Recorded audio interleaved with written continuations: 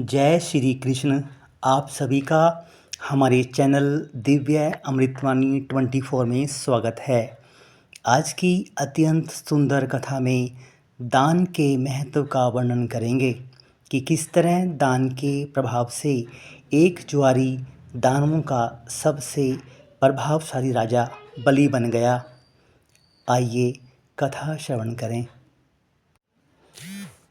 वो घोर पापी, चोर, जुआरी, शराबी, व्यसनी जीव था जिसने जीवन में कभी भी एक भी पुण्य कार्य नहीं किया था और पाप ही पाप किए थे। एक दिन उसने महारानी की सवारी बाजार से निकलते देखी और महारानी के सिर पर सजी हुई मोगरे के फूलों की माला देखते ही उसे चुराकर अपनी प्रेमिका को उपहार स्वरूप देने का विचार किया। बस सैनिकों को छकाते हुए बड़ी चतुराई से उसने वो फूलों की माला महारानी के सिर से निकाल ली और लेकर सरपट अपनी प्रेमिका के पास भागा।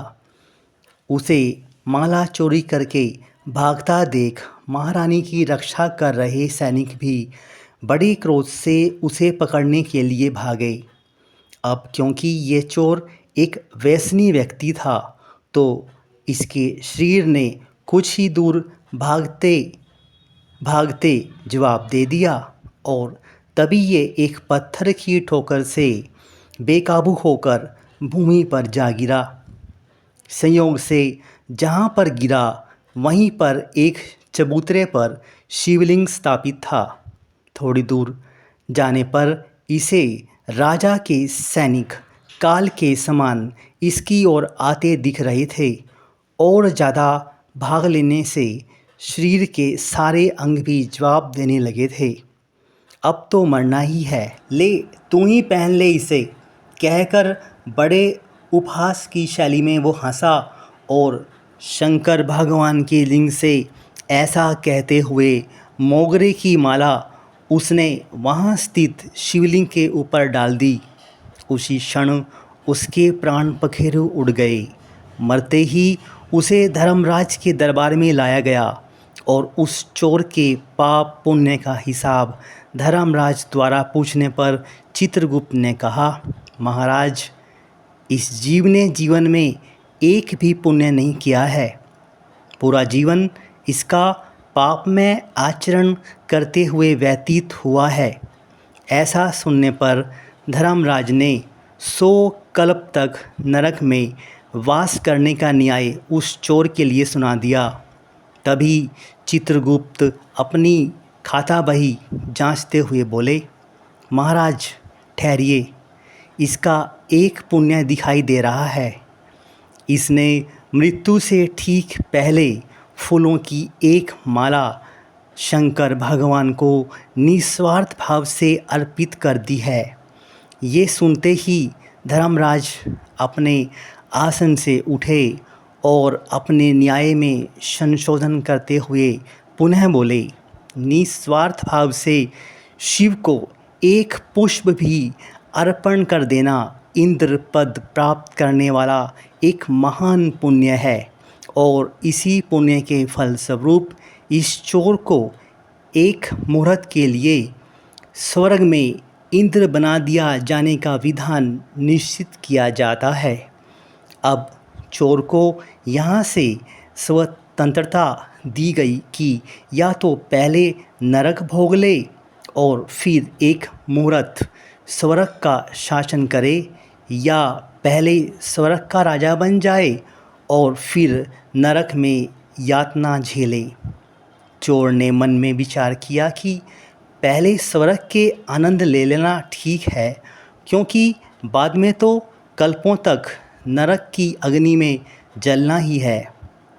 तो इंद्रदेव से अनुनय विनय करके उस चोर को उनके स्थान पर एक मुहूर्त के लिए स्वर्ग के सिंहासन पर बैठा दिया गया।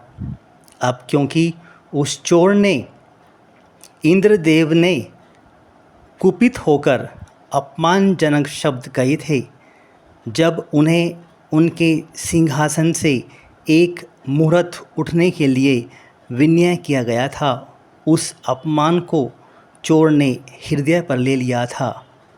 अब देख इंद्र, तुझे बताता हूँ, सारा का सारा स्वर्ग ही खाली करके जाऊँगा एक मुहूर्त में, तब आनंद आएगा मुझे। ऐसा सोचकर उसने देवगुरु बृहस्पति से पूछा, गुरुजी, मैंने अभी मरने से पहले वो जिसको माला पहनाई थी ना, क्या नाम था उसका? हाँ, वो शिव। हाँ, तो उसके नाम पर मुझे स्वर्ग की सारी संपदा दान देनी है।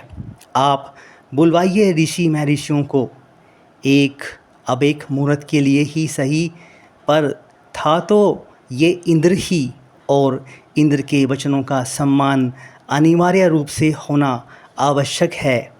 तो सप्तऋषि, महर्षि, ऋषि सब वहाँ आ गए, और इस चोर ने, जो अभी इंद्र था, उसने वस्तुएं दान देना शुरू कर दी।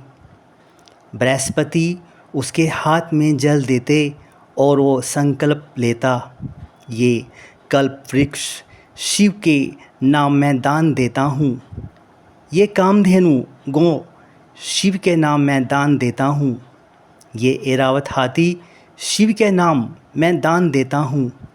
ऐसा करते करते स्वर्ग की सारी ही सारी संपदा उसने एक मुहूर्त में शंकर भगवान के नाम दान दे दी।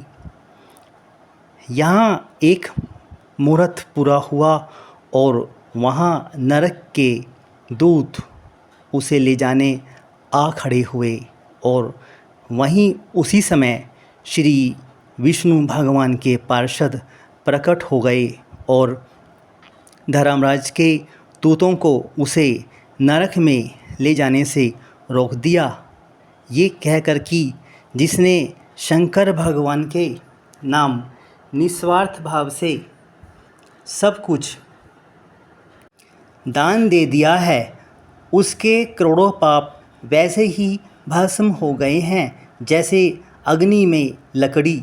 इसके बाद स्वयं श्रीमन नारायण भगवान वहाँ प्रकट हुए और बोले, बेटा, तुमने सभी को शिव के नाम से दान दिया और मुझे शिव भक्त को भूल गए। अब अगले जन्म में मैं स्वयं तुमसे दान लेने आऊँगा।